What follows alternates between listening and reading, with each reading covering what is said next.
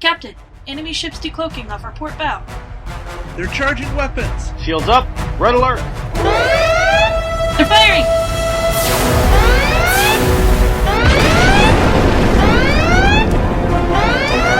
Containment failure detected. Warp core breach imminent. Welcome to Warp Core Breach, Episode 4. On this episode, Nick and David catch up and weigh the pros and cons of Gotta Collect 'Em All. The Faction Report takes a look at Romulans and what the Vrax has to offer. Griffin dives into the Mutara Nebula. Steven offers some insight into time tokens. Francisco reminds us all how to have fun. And then we all discuss our top factions. Warning. Warp core breach detected. I'm David Montgomery, and here's my co-host, the Bashir, to my Smiley. Nick Norris here. Thanks, David. Welcome, everyone, to Episode 4. Thank you very much for tuning in. We got great stuff for you. So hunker in, and let's see what we got. First off, a big thank you to everyone who stayed with us through the technical glitches of Episode 3. We have come through the ion storm, and the communications array is looking clear. So what's new with you in the Star Trek world, David?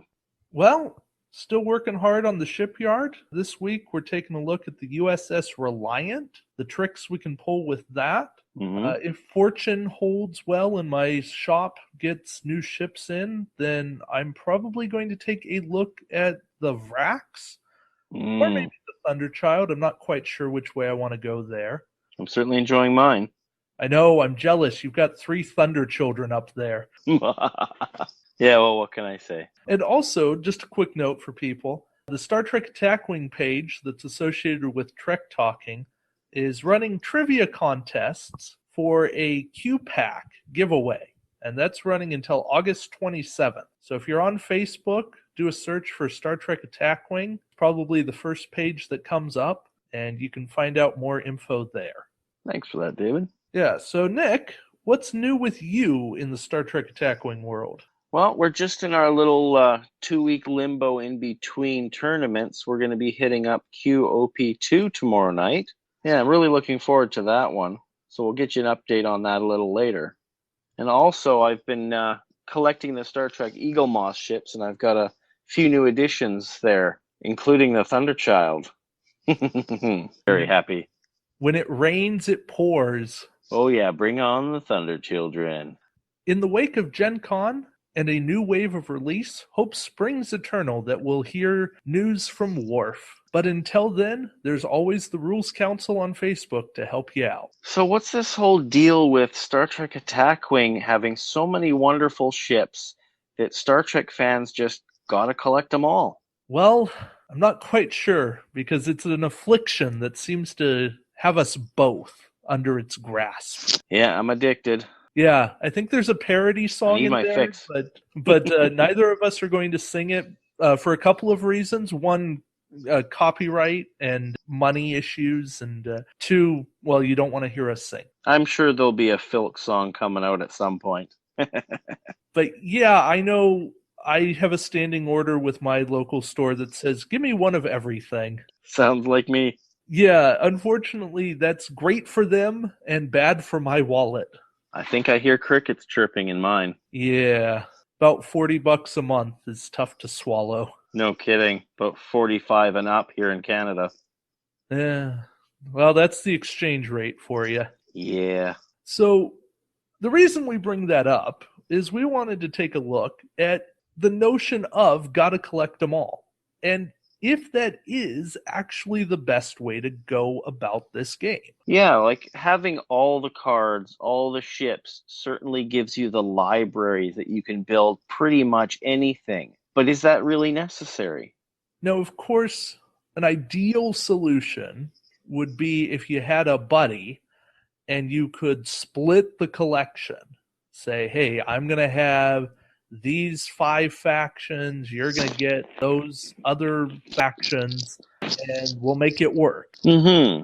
And then if you want to use something from mine, or I want to use something from yours, we'll make it work. Yeah, pooling your resources. But that's not always how it's going to happen.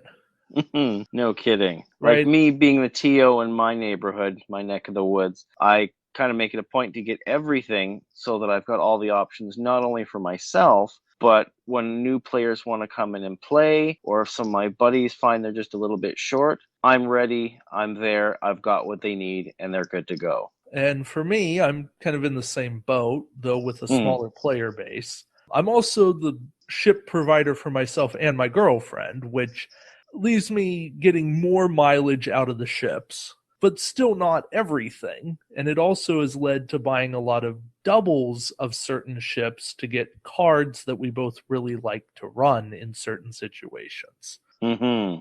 And just one thing I want to throw out there is there is indeed a significant female player base in Star Trek Attack Wing. You're Natasha, we've got Terry Latorco out there. So we've got some representation. We want to hear from more of you. So if there's any ladies out there playing Star Trek Attack Wing, shoot us a message, an email, Facebook, anything. Let us know you're out there and give us some more on your perspective of the game. Yeah, of course, guys, that's not to say we don't want to hear from you. We love you too. But, I think it's the ladies that we don't hear enough from. Because we know you play. Even if you're out there playing with your husbands, your boyfriends, your brothers, your dads, whatever it is. Or rocking on your own. Yeah. We love hearing the stories of how people are playing this game. So I think to kind of wrap up the gotta collect them all, it's not always a bad thing, but it's not always a good thing, right? It can lead to a lot of ships that you don't play. And sometimes those multiple buys in there where you're buying a ship just for one card and you end up buying a bunch of them, that can certainly hit the wallet. But it really comes down to what you want to get out of the game. Do you want to be able to do anything, be anything? Then you pretty much have to collect them all. But if you've got an idea in mind, you've got a focus, then you can follow that path and save a little bit of money. Yeah, of course. Now, that all being said, don't be afraid to ask your fellow players if you can borrow stuff. And if you're not playing in a tournament, right, you're just playing casually, playing a home game, and you want to try something out, proxy. Absolutely. Because you don't really need to go out and buy 7 Apnexes to get 7 interface generators unless you absolutely know that you want it for a build. Indeed. And just a side note, on the Board Game Geeks forums, Andrew Parks did post a tournament legal printable minefield token. So you can use those. If you lose yours, they get damaged or anything, you can use it. Yes. So you don't have to buy multiple starter sets, or I think minefields come in the NX-01. I know that one comes in the Coronar, and I think another one comes in a different expansion that uses mines in some way. They do not come in the Praetus. They do not have the token for the Praetus, which is largely why I bet Parks did it. Yes. So a little bit of a squirrel moment from us, just a little random musings, but you're going to get that with us sometimes, and that makes it all the more fun. Little spicy flavor for you. That's why we have so many warp core breaches. Good evening, and welcome to the Faction Report, the segment that brings you the inside scoop on all the factions.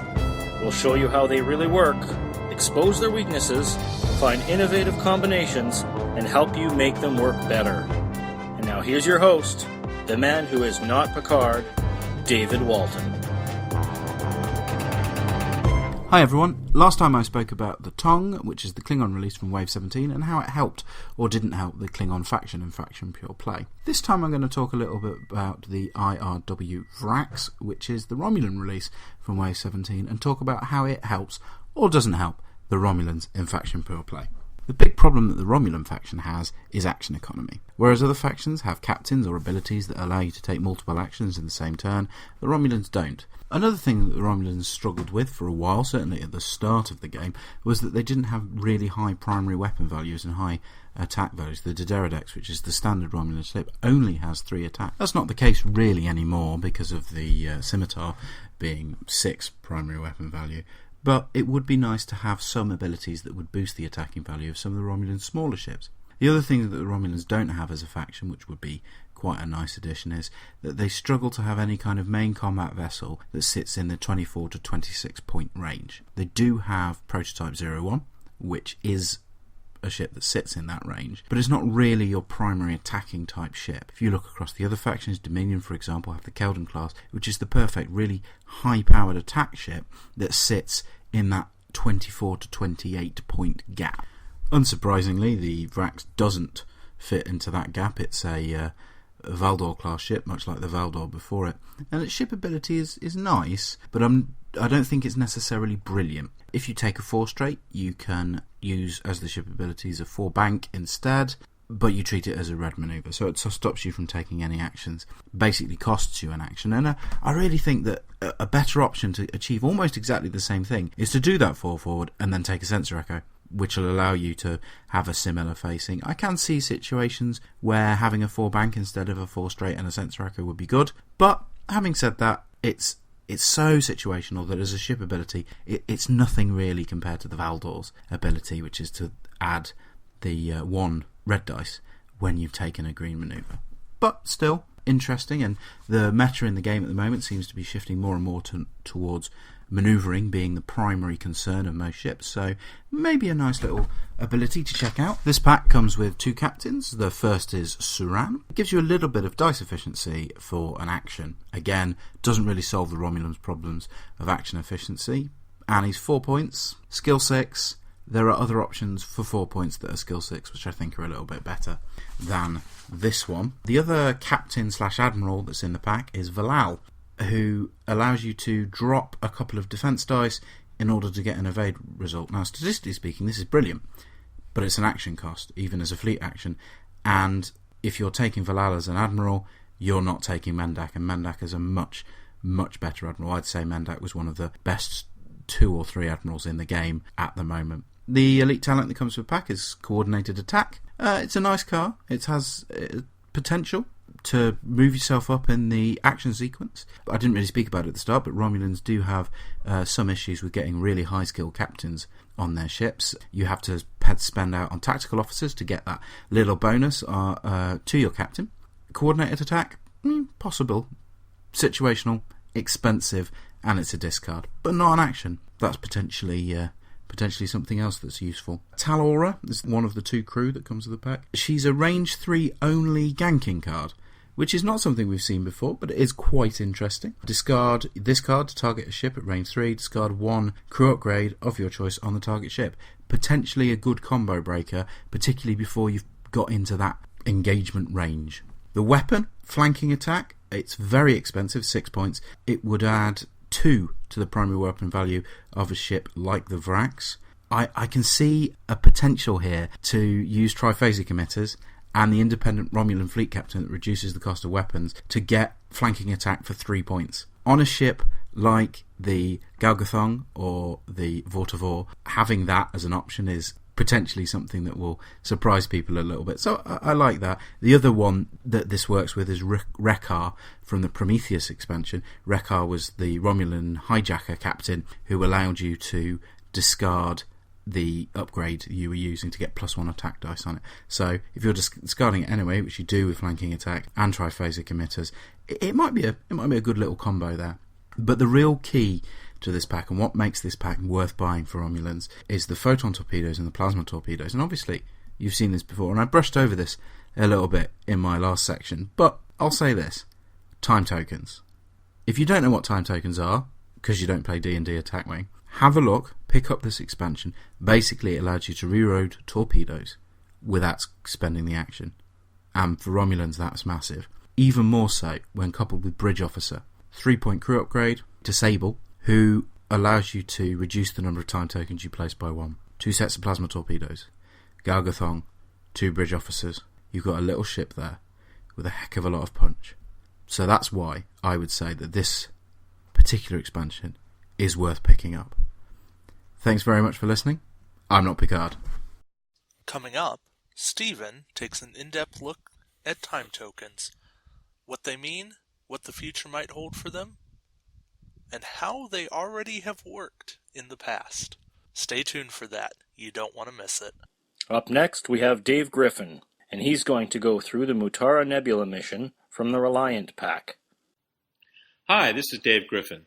Today we're going to talk about a classic, the Mutara Nebula mission. Now this came with the Miranda class, the USS Reliant. It recreates the Star Trek II Wrath of Khan climactic battle between the Reliant and the Enterprise, which would be an Enterprise refit for us. The forces are the independent side using a Miranda class, could also be the Reliant, and an independent captain. Now it says at least the Miranda class, so presumably you could have two ships, but you do only have 40 points. On the other side, we have the Federation side with at least one Federation ship, also 40 points. That would be the Constitution refit, most likely, if you want to be thematic, but it doesn't mandate that. Now, there are also 4 objective tokens, 6 inches from the sides, essentially in the 4 corners, which makes most of the playing area inside the nebula. Now, that has a lot of special rules. First of all, you can't attack a ship from inside the nebula to outside the nebula or vice versa. You also can't attack at further than range 1. If you have a secondary weapon that normally only attacks at range 2 to 3, you can fire it in the nebula, but you'll be damaged too, and that seems kind of pointless to me anyway. Now, you can also bump ships, just like you would normally in Star Trek Attack Wing, but when you do, both sides are going to get damaged. There's a formula for it, basically on captain skill. So the ship with the higher captain skill is less likely to be damaged, but even so, it's a risky proposition to use as an attack. Now, when you enter the nebula, you lose your shields, your cloak, and you cannot perform either cloak or scan actions. But any ship inside the nebula may sense or echo normally as though they were cloaked. And you gain +2 defense dice the entire time you're in the nebula. So the terrain is very unusual with lots of special rules, and it really changes the sort of build you want to use for this scenario. The objective on both sides is to destroy the enemy ships. The obvious independent captain for the Reliant is Khan. I would guess Khan 8 rather than Gen Con, but it depends on what your strategy for the build is. Since this mission came out, there have been a lot of changes and a lot of new cards in the Federation genre, which is mostly what both sides will be pulling from. I would say that in the original scenario, the Reliant with its 2 dice of attack versus the Constitution refit with its 3 dice of attack is exactly even, because the Reliance perk gives you a +1 at range 1, and since all your attacks will be at range 1, both sides in that scenario would be shooting 4 dice. 3 for the Constitution refit, +1 for range 1, and the other one 2, +1 for range 1, +1 for the perk.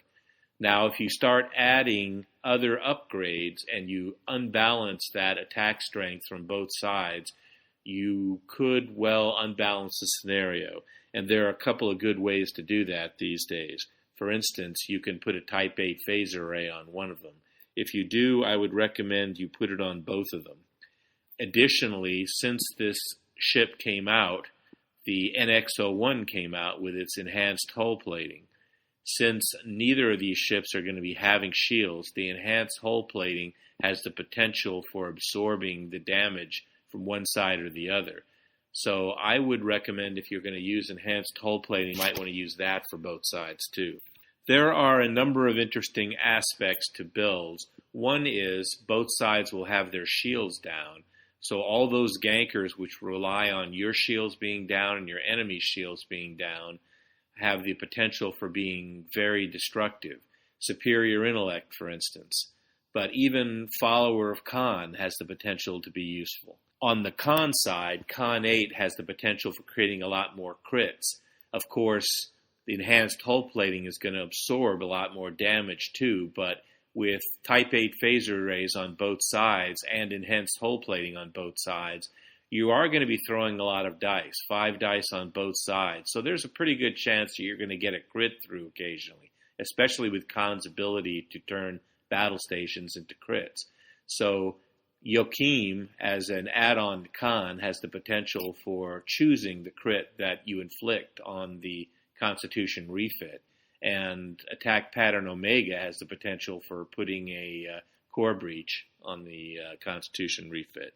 Now, you might also want system upgrades for both sides, not for the extra shield, but because it gives you the tech you can use to put enhanced hull plating on the ships. Now, the obvious captain on the Constitution refit is probably Kirk, except that he doesn't really have all that great a card for Star Trek Attack Wing, in my opinion. You're probably better off using Spock.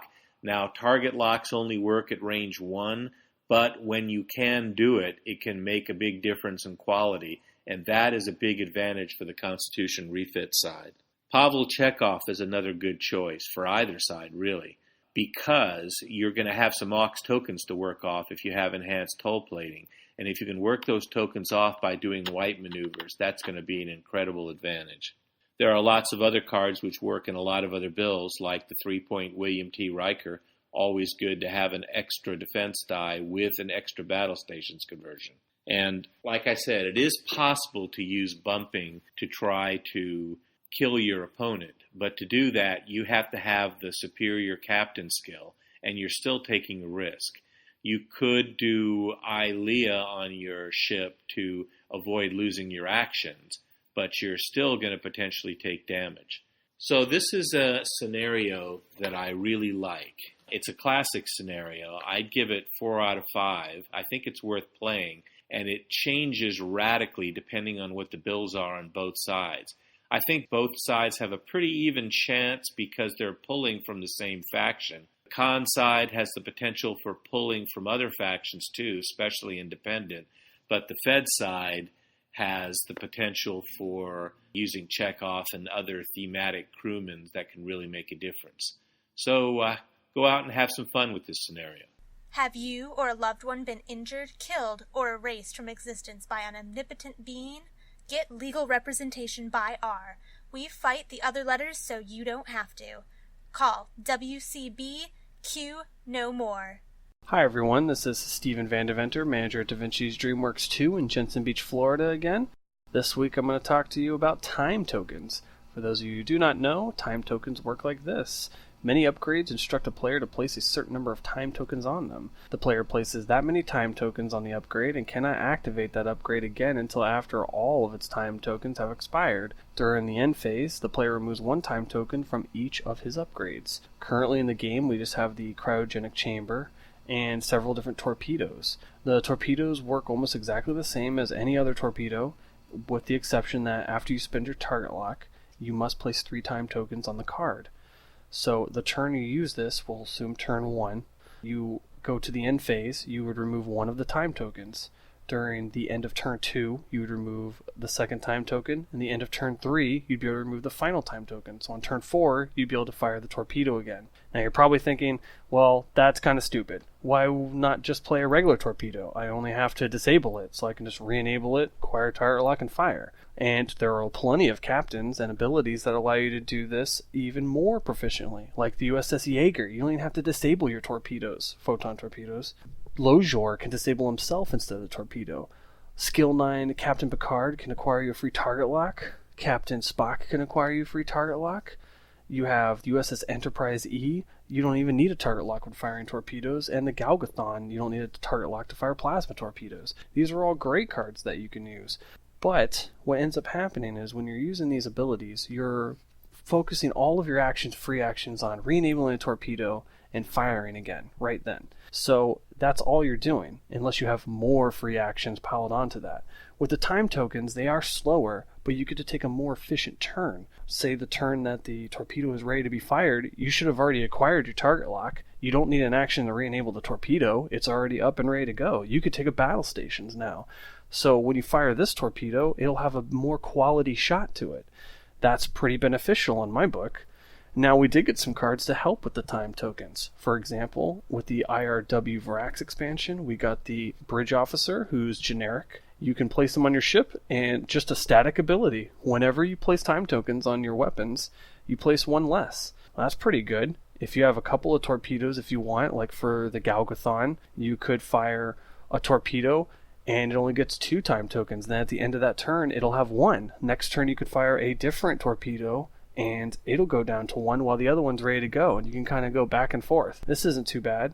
With the USS Thunderchild expansion, we got rapid reload. This counts as either a tech, weapon, or crew. You can disable this when you place time tokens on a weapon, and when you do, you only place 1. So immediately, you're going to be able to fire the torpedo again. Now, a lot of people are really stoked for this card, and for good reason, it's not bad, but you won't be able to keep doing this in a row, because you still have to re-enable the rapid reload. And at the same time, just to get that effect, you will end up having to pay 2 points more for your torpedo basically to fire quickly.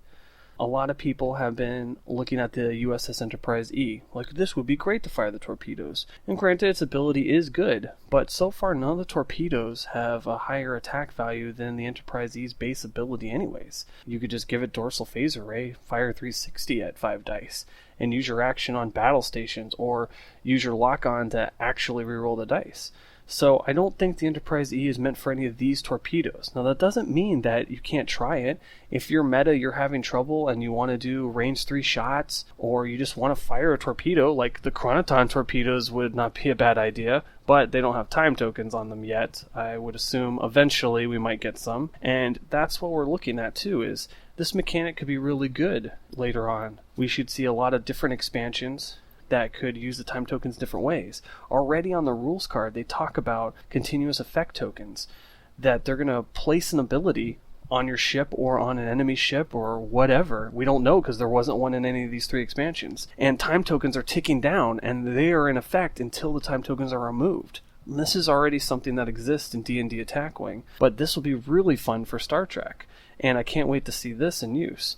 I think the cryogenic chamber is already a good implement of using these time tokens. I know people were really excited for them when they thought you can get 2 crew for 5 points or less under it, and then after getting a clarification where it is only 2 total crew for 5 points or less, it is still not a bad card, and you can still get a pretty good discount for using it. I encourage you all to try out the new torpedoes. Try them out on lower primary attack value ships. Definitely try out the cryogenic chamber. It seems like a really fun card, and look forward to how the time tokens are going to impact people in the future. I can't wait. Maybe we'll get the USS Relativity. Sounds pretty awesome. And that's all I have for you this week. Up next, Francisco reminds us how to have fun. Hello everyone, it's Francisco here, and welcome to the 4th episode of These Are the Voyages. Today, I'm going to be talking about the fun factor of the campaign. And what is the fun factor, you might ask? Well, see, the game is supposed to be about fun.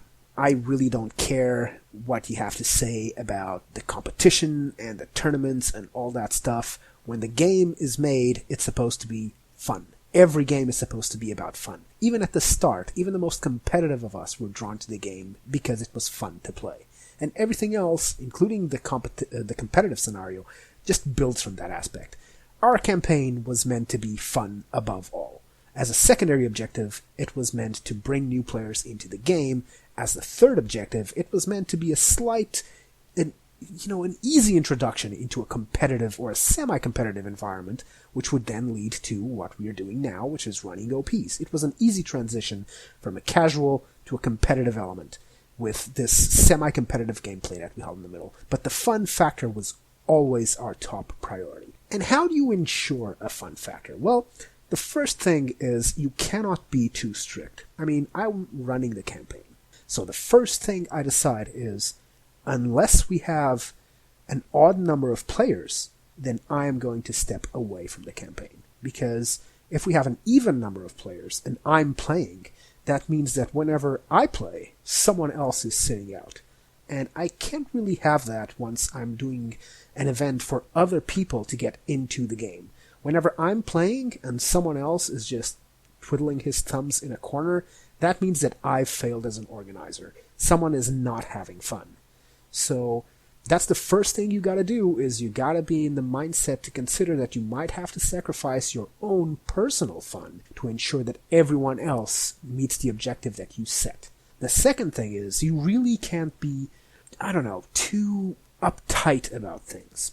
One of the problems we had when we started the campaign was we had an outside player. someone who had never played Attack Wing other than a couple of demo games that I ran. And he sent me a message on Facebook asking if he could borrow my ships to play the campaign. Now, at this point, since I'd just arrived in New Zealand about a year earlier, I wasn't entirely sure about how the competitive scene was, about how people were regarding bringing other people in who did not really know how to play the game. And in this case, he would have an unfair access to resources because I own most of the ships and he would be using my ships. So what I did was I basically just avoided answering at first while I was debating the issue, and then I just flat out asked all the other players, so would you guys have a problem with bringing an outside player who would have access to my ships? And much to my surprise, everyone said, not at all, bring him in, it's one more player and it's one more person to join in on the fun. So that's exactly what we did. And that can tell you somewhat about how lightly we took things, about, this wasn't something that people were just going to suddenly start crying about, oh, no fair, you're bringing someone out who's going to sabotage my chances of success. That was not on anyone's mind. What people wanted was someone to play against, someone else to play against, one more player into the pool. So we did that. And that eventually led to a couple more things. Our Kazon player, who was doing superb throughout the entire campaign, eventually reached a point where he didn't have access to any more ships. So he just borrowed mine, and no one else had a real problem with that. So you just gotta remember, even though you do define the rules, at no point can the rules interfere with everyone's fun. That has to be your main priority. At one point you might want to consider doing a completely competitive event, but if you're not trying to do something first, especially if you're trying to bring new players into the game, that will just ease people into a competitive environment, just putting fun ahead of the competition, then you're probably going to end up with a bunch of people who are either going to completely abandon the game at first, if they're rookies, and they're just going to be intimidated by the veteran players, just breaking them every time they play them, and what eventually is going to happen is that you're going to end up with a very small pool of always the same players battling the same events with the same ships, and no fresh blood being brought into the game. So remember that for a game to be appealing, it has to be fun. There are no two ways about this. Again, you can talk about competition, you can talk about how the competitive environment is where the real players are, or whatever. But, we play this game with miniature models and with cards and all that stuff because it's fun. I don't think anyone will even dare deny that. Even the most competitive player cannot say that he would continue playing the game just for the competitive aspect if he wasn't having fun. So that's the starting point. I'm not saying it has to be the whole thing, but it is the starting point. So try not to forget that if you're organizing a campaign. And again, if you're trying to bring new players in, this is more important than ever. This is vital. Make the games fun. Don't be too strict with the rules. Give them some leeway. Be prepared to bend your own rules a bit if it means bringing new people in. And that's about it for me, so I'll see you next time. But that should lead us into our top 3 for this episode. What is our top 3 this week, David? Well, our top 3 is our top factions now that the Borg do not reign supreme with their range 3 360 and their super duper movement. All right. Starting with our number 3 pick. Mine was Klingon. Number 1 reason for the Klingons is the consistency of maneuvers. Almost every single Klingon ship has an exact identical maneuver dial. So it's easy to learn, it's easy to jump from ship to ship and know what you're doing from one turn to the next. Planning ahead is simplistic. And the Klingons are the perfect faction, not only for faction pure, but suggested format. Because it's so easy to make a tight fleet build with just ships and a captain, or ships, captain, and 1 upgrade.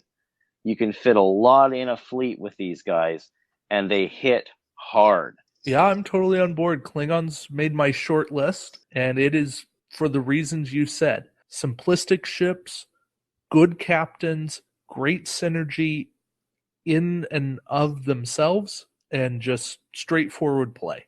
Mm-hmm. What do you bring for your third choice? Well, my number 3 is Federation, and it is really because of the variety. I think with Federation, you can do almost anything you want.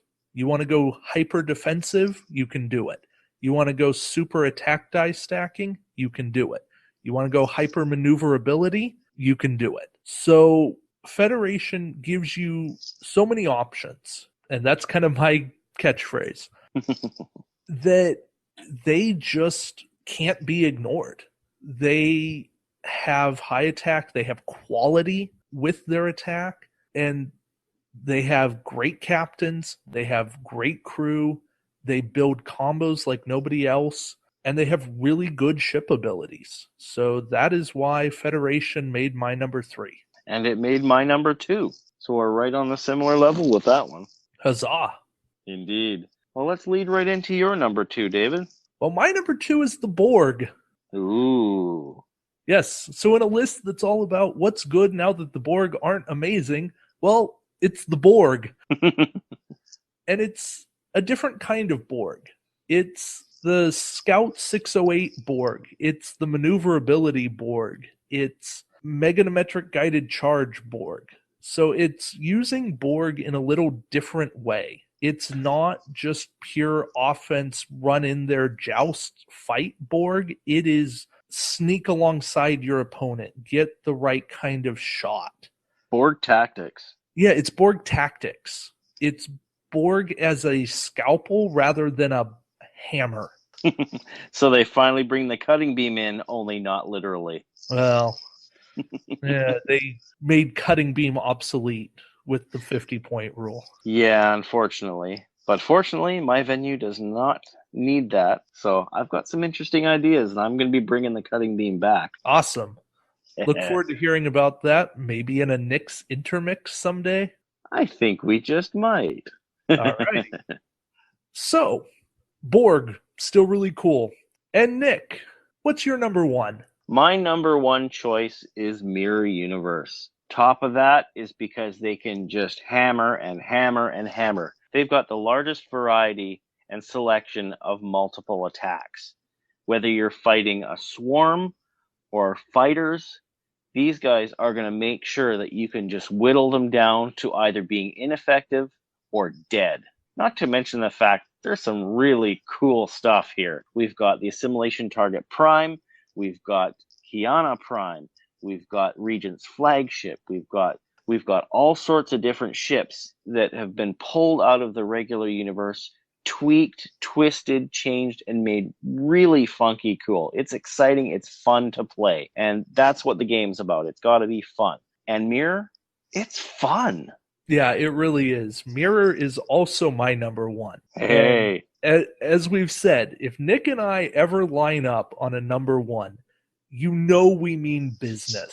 So that's not to say that Mirror is the be-all, end-all faction. Like, Mirror is not the new Borg. Definitely not. But Mirror is just creative. You can look at Mirror and you can do so many different things with it. Yeah.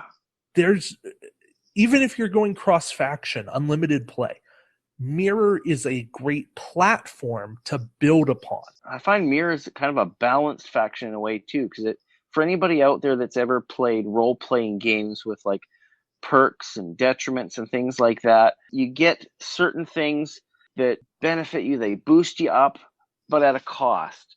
And that's something that Mirror does and does really well. Yeah, I'm with you. Mirror's almost like the paladin of this game. Kind of the well-rounded guy that just does everything, but has a little bit of a backstory. I think of it more like the rogue. Okay. That's probably a better way to put it. Who are you more likely to see the goatee on? Are you going to see it on a paladin or a rogue?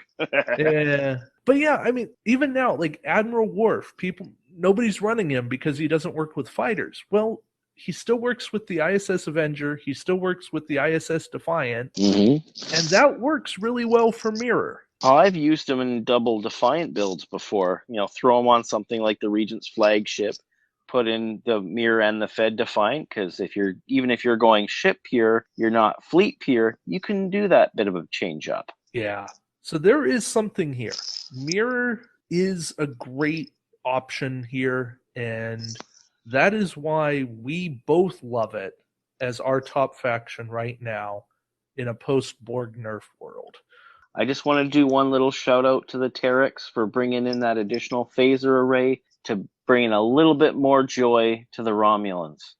Unfortunately, it's mirror, but if you're fortunate like me and you can play mixed, we can put those puppies on the regular Dare decks, and the Romulans are feeling the love. So now, let's hear what our contributors have to say. Hi everyone, Not Picard here, and I thought I'd tell you what I thought the best faction was, the faction I enjoy playing the most in Unlimited play since the Borg nerf, and it probably Dominion. They've got a lot of variety with the ships that they have. The Cardassian ships have really wide front arcs. The big Dominion battlecruiser and battleship have great primary weapon values. The battlecruiser is surprisingly maneuverable. The battleship is not maneuverable at all, but it's got big hull and shields. They've got access to some brilliant weapons in faction, such as the ARF weapons array, the energy dissipator on the Breen ship, shield ignoring weapons on the Jem'Hadar ships. So, for those reasons, at the moment, Dominion are my favourite faction. Alright, I'm Goat. This is Brian. This is RJ. And we're from Red Maneuvers. And the question was, what factions do we play in a post-Borg nerf environment? There you go. I'm going to go Dominion, and it's not all of Dominion. Personally, it's Cardassians. Yeah. 180 fire with Fish the rear ships. fire arc. Yeah, Yes. fish ships. Love them. Fish and chips. Fish and chips. You know, and then if I play the assimilated one, I still get Borg upgrades. Yeah, that's true too. So, because we play faction pure. So. And you like the space station, and you like the fighters. Yeah. Yeah, I think you just need to find a better paint scheme. The brown just doesn't do anything for you. No, I'll probably repaint them pink. You got that pink, yeah. I was going to say you got all that purple. Screaming pink? Yeah. Yeah. That'll work. All right, what you got, RJ? Mostly K's on here lately, and then I've been, of course, dabbling with some independents. Yeah, Some Indy K's on? Let me clarify for everybody. I put Consinga on the banana boats. It's the banana boats with, a time ship. Not the time ship. Not time ship. What's the Alpha Hunters? That's what it is. Alpha Hunters and Cons. Yeah, and then we get to go and we can answer. It's Romulan. So You're a little bit behind there. Yeah, I was taking a drink. Okay. Yeah, they've gotten a lot of really, really good cards, and here recently they went from being... When I first started playing, they were mediocre, and then they got good cards, and now they're getting better cards. And fighters. Yeah, and they do all kinds of really fun, janky stuff. The fighters won't be out for a few more months, but when they do, I still don't know if I'm going to take them. I'm going to find yours and step on them. I will in a heartbeat. I started with Romulan. I did start with Romulan, and then I switched to Dominion. Yeah, but I don't think personally, I never really felt the Borg nerf. Yeah, because you never played them up until the day. Yeah, the only time I ever played them was post nerf, so I didn't like them then. I'm even more not of a fan now. So, but yeah, that's all I got. You boys, yep. Have a good one. Have a good. Hi again. This is Steven Vandeventer, manager of Da Vinci's DreamWorks 2, and I'm going to talk to you about my favorite faction since the current Borg erratas and rulings. I did get to play in Worlds this year, and it was really fun. And the faction I chose to play was Mirror Universe. It ended up being one of my favorite factions to play currently. I like that it is a faction within a faction. There are so many factions inside it, and there's so many different play styles. It is really, really fun. It was not a last-minute choice to play them.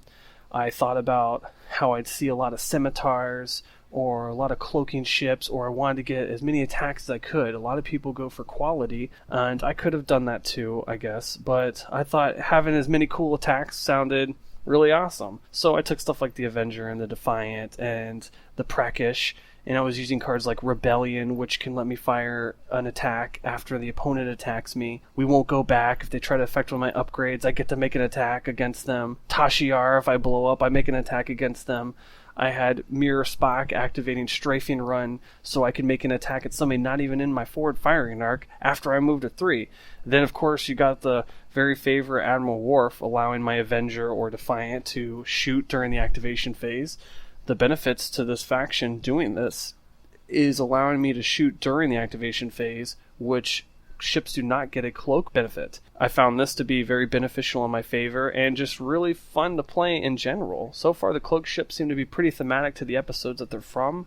I like the style of the crew and weapons and tech. It all seems very fun, and I can't wait to see more of what they're going to bring out for the Mirror Universe. Hopefully we'll get the Galaxy X or the Warship Voyager. I look forward to those ships, seeing the ISS Enterprise NX class or the USS Defiant that gets sucked into the Mirror universe. These are all things I look forward to, but definitely Mirror, my favorite faction as of right now, and that I have been playing. Greetings, Warp Core Breach listeners. This is Bane of Borg. My favorite faction is still the Borg. Reasons being, the maneuverability is still the best, and the ship values as far as attack, hull, and shields are still the highest when you're talking spheres or diamonds. You can couple these ships with fighters and cloaked mines. I think it's still a winning fleet formula for most OPs and casual play. The limitations that the new rules impose with kind of making its movement predictable and limiting its range to 2 can be worked around with upgrades, both crew, captain, tech, and weapon. So I guess in summary, Borg, still my favorite faction. Thank you for listening. Bane of Borg signing off. Hey everyone, it's Natasha from Dude, It's Just a Game. My favorite faction is an unusual one. It's Species 8472. I like them because they are the less obnoxious version of Borg. They have high defense, they're hard to kill, they have high attack, but they're not undefeatable. So they have really high attack dice, they have really good defense and really good shields. And they also have really cool upgrades. I like the Bioship Alpha Pilot because it allows you to kind of mess with the maneuvering, which is one of their weaknesses. And I like the Quantum Singularity. It's a really awesome tech. And I also like the weapon, Biological Attack, because it allows you to use the captain to mess with the maneuvering, and you can put a crit on them. And they're coming out with a new Bioship in September, Bioship Beta. So I'm really excited to see where this species goes. It's small now, but I'm really excited to see what they do with it, and I am someday going to be vindicated in my choice. Anyways, thanks for listening. Hello everyone, it's Francisco here, and my favorite faction to play post-Borg nerf is the Borg, actually, because, well, I don't know, I just like playing them. They're a lot of fun. They're fun to build, they're fun to play, and I never really have a bad time when I'm playing the Borg. There are other, obviously, good and fun factions to play, but to me, whenever I want to play just a game, it's the Borg that I go to. So there you have it. A world of changes to this game have opened it up for a variety of factions to be fun and playable. And that's how I want to end this show. Fun. Francisco did a great job of pointing something out. This game has to be fun. If it's not fun, why do we play?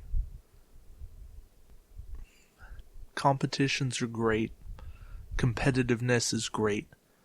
But at the end of the day, if you can't sit down and say, hey, I played a board game, a miniatures game, I built a fleet of Star Trek ships, I did make believe, and I had fun, then you're in the wrong game. Now, we're not here to define what fun is. We're not here to tell you how to have fun. But if you're not enjoying yourself, then take a look at your motivations for why you play this game. Warp Core I think you'll be happier if you can find your reason 8, for having 7, fun in this game. 6, 5. So until 4, next time. This is Nick. 3. And this is David. 2. Ejecting the 1. core. Warp Core ejected. Warp Core Breach is produced by Nick Norris and David Montgomery, with additional content from our contributors. Our computer is voiced by Corinne Donnelly. We are neither affiliated nor associated with WizKids Games or CBS Paramount. All sound files are used under Creative Commons 3.0 by attribution. For specifics, please visit our Facebook page by searching Warp Core Breach Podcast. If you want to contribute to the show, let us know on the Facebook page, or you can email us at warpcorebreachpodcast@gmail.com. No goof this time. We're all clean.